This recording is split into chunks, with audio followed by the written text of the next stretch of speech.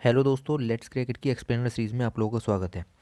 और इस वीडियो में हम डिस्कस करेंगे वारली पेंटिंग के बारे में, और साथ ही वारली ट्राइब भी है और इनकी जो फेमस पेंटिंग है उनको वारली पेंटिंग कहते हैं, उसके बारे में डिस्कस करेंगे। तो वारली पेंटिंग और जनजाति के बारे में डिस्कस करना शुरू करते हैं। उससे पहले लाइक शेयर सब्सक्राइब, और पीडीएफ चाहिए तो नीचे एक ही लिंक है टेलीग्राम का, वहाँ पर आपको इसकी पीडीएफ मिल जाएगी। फेसबुक का लिंक भी है, आप उस लिंक पर क्लिक करके उसको ज्वाइन कर सकते हैं। देखिए, अभी अभी हुआ ट्राइब्स इंडिया आदि महोत्सव।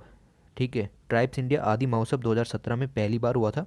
फिर कंटिन्यूसली हर साल हो रहा था। 2020 में नहीं हुआ कोविड की वजह से, तो 2021 की जनवरी में ये महोत्सव जो है उसका आयोजन किया गया। इसमें होता क्या है, देखिए, कंट्री की जितनी भी ट्राइबल कम्युनिटीज़ हैं, जितनी भी कल्चर क्राफ्ट, ठीक है, तो जितनी भी तरह की कम्युनिटीज़ हैं वो सब एक जगह पर आती हैं, और ताकि पता चले कि इंडिया में किस किस तरह की कम्युनिटीज़ रहती हैं, फैमिलराइज किया जा सके उन पीपल्स से, कम्युनिटीज़ से, कि उनका प्रोडक्शन क्या है, वो किस तरीके की चीज़ें करती हैं, और उनको आत्मनिर्भर भी तो बनाना है। ठीक है, तो उन्हीं सब में जब सब ट्राइब्स यहाँ पर इकट्ठी हुई, तो वारली स्टाइल ऑफ पेंटिंग जो है वो बहुत ज़्यादा फेमस वहाँ पर हुई। मतलब आदि महोत्सव में ये चीज़ बहुत ही कॉमन देखने को मिली। वारली पेंटिंग जो है वो उसका ज़्यादा जिक्र हुआ। तो ये काफ़ी इंपॉर्टेंट न्यूज़ हो जाती है, और इसीलिए इसके रिगार्डिंग वीडियो बनाना ज़रूरी था। अच्छा, वारली पेंटिंग्स के बारे में देखते हैं पहले। तो आप ये देखिए कि वारली पेंटिंग्स जो हैं वो पहले है कहाँ का प्रोडक्शन, तो ये आपको याद होना चाहिए, ये महाराष्ट्र का प्रोडक्शन है। तो महाराष्ट्र में नॉर्दर्न, जो महाराष्ट्र है, नॉर्दर्न सह्याद्री रेंज कहते हैं नॉर्दर्न महाराष्ट्र को ओबियसली। ठीक है, क्योंकि सह्याद्री रेंज पूरे आपका कह सकते हैं कि मालाबार कोस्ट के ऊपर से है। तो नॉर्दर्न सह्याद्री रेंज में ये जो पेंटिंग्स हैं ये वहाँ पर क्रिएट की जाती हैं ट्राइब्स के द्वारा। ठीक है, ट्राइब कौन सी? वारली ट्राइब के द्वारा, याद रहेगा। तो ये इस स्लाइड में एक ही पॉइंट काम का था, महाराष्ट्र। ठीक है, याद रखिएगा।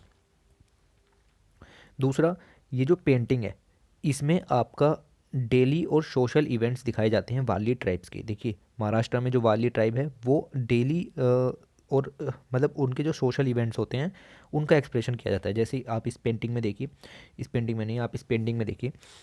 ठीक है, कि यहाँ पर कुछ लोग शायद खाना बना रहे हैं। ठीक है, ये नाच गाना हो रहा है, ये लोग कुछ कलेक्शन करके ला रहे हैं, कुछ बेच रहे हैं। ठीक है, तो इस तरह की चीज़ें लोग सैर करने के लिए जा रहे हैं। तो ये डेली जो लोग काम करते हैं उसको डिपिक्ट किया जाता है पेंटिंग्स के ऊपर। बात समझ में आती है? ओके, देखिए, इनका जो कंसेप्ट है वो आपका सेंटर्ड है टू द नेचर। ठीक है, तो प्राकृतिक चीज़ें ये लोग अपनी जो आर्ट है उसमें उठाते हैं। प्राकृतिक चीज़ों का मतलब होता है पेड़ पौधे, झरने, पर्वत, पहाड़। ठीक है, एनिमल्स, इन सबको वहाँ पर डिपिक्ट किया जाता है पेंटिंग के अंदर। तो पेंटिंग के अंदर इन चीज़ों को डिपिक्ट किया जाता है। और वारली आर्ट जो है उसका ये डिस्कवर की गई थी अर्लियर 70s में। 1970s में इसको डिस्कवर किया गया था। हालांकि ये माना जाता है कि ये 10th सेंचुरी एडी तक इसका जो इतिहास है वो जाता है। ठीक है, तो आपको इस स्लाइड के अंदर 3 पॉइंट याद रखने थे। पहला, कि डेली और सोशल इवेंट्स इस पेंटिंग के अंदर दिखाए जाते हैं, और नेचर के सराउंड जो है इनकी पेंटिंग्स डिपिक्ट होती हैं। और इनका जो डिस्कवर हुआ था वो अर्लियर 70s में हुआ था।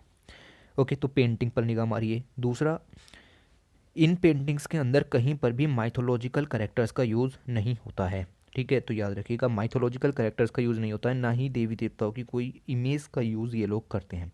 तो इमेज का यूज़ भी यहाँ पर नहीं होता है। ये लोग अपनी सोशल लाइफ को दिखाने की कोशिश करते हैं कि हम दिनचर्या में क्या क्या काम करते हैं, वो सब इस पिक्चर में दिखाया जाता है। ओके, तो ह्यूमन बीइंग्स, एनिमल्स और डेली लाइफ में क्या क्या काम हो रहे हैं वो सब, नाच गाना, जैसे हंटिंग करने जा रहे हैं, डांसिंग है, खेती के लिए बीज बो रहे हैं, हार्वेस्टिंग कर रहे हैं, ये सब डिपिक्ट किया जाता है। इस इमेज में भी देख सकते हैं आप कि क्या क्या काम यहाँ पर हो रहे हैं। ये कुछ शायद बुआई हो रही है। ठीक है, ये आप देख सकते हैं कि किसी तरीके की जो आप कहते हैं मक्का या अनाज पीसा जा रहा है। ठीक है, तो इस तरीके की चीज़ें यहाँ पर डिपिक्ट की जाती हैं। उसके बाद इन पेंटिंग्स के अंदर ज्योमेट्रिकल शेप्स का यूज़ किया जाता है। ज्योमेट्रिकल शेप्स का यूज़ करने का मतलब है सर्कल का यूज़ करेंगे, ट्रायंगल का यूज़ करेंगे, और स्क्वायर का यूज़ भी करेंगे। इमेज को देखिए आप, ये वाला ह्यूमन उठाइए, तो इस ह्यूमन में आप देखेंगे इसका हेड जो है वो एक सर्कल है, और जो इसकी बॉडी बनाई गई है वो 2 ट्रायंगल्स को यूज़ करके बनाई गई है। तो आपको ये समझ में आना चाहिए कि ज्योमेट्रिकल शेप्स का यूज़ करके बनाया जाता है। ठीक है, कहा जाता है कि जो सर्किल है वो रिप्रेजेंट करता है सन को और मून को, और ट्रायंगल जो है वो रिप्रेजेंट करता है माउंटेन्स को और पॉइंटेड ट्रीज को। ठीक है, तो इस तरीके की जो है ये यहाँ पर धारणा है, और इसको सेंटर में रख कर के पेंटिंग जो है वो बनाई जाती है, याद रखिएगा।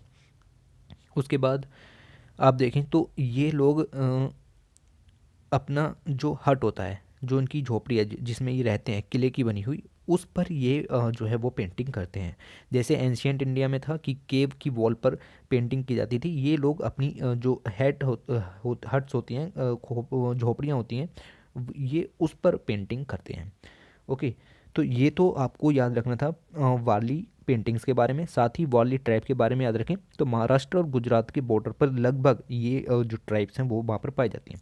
तो महाराष्ट्र और गुजरात का बॉर्डर आपको नॉर्दर्न सह्याद्री रेंज में ही मिल जाता है। तो सेम जहाँ पर पेंटिंग्स का ओरिजिन है, सेम जो ओरिजिन है वो वारली ट्राइब का भी है। तो वेस्टर्न इंडिया के अंदर ये पाई जाती हैं।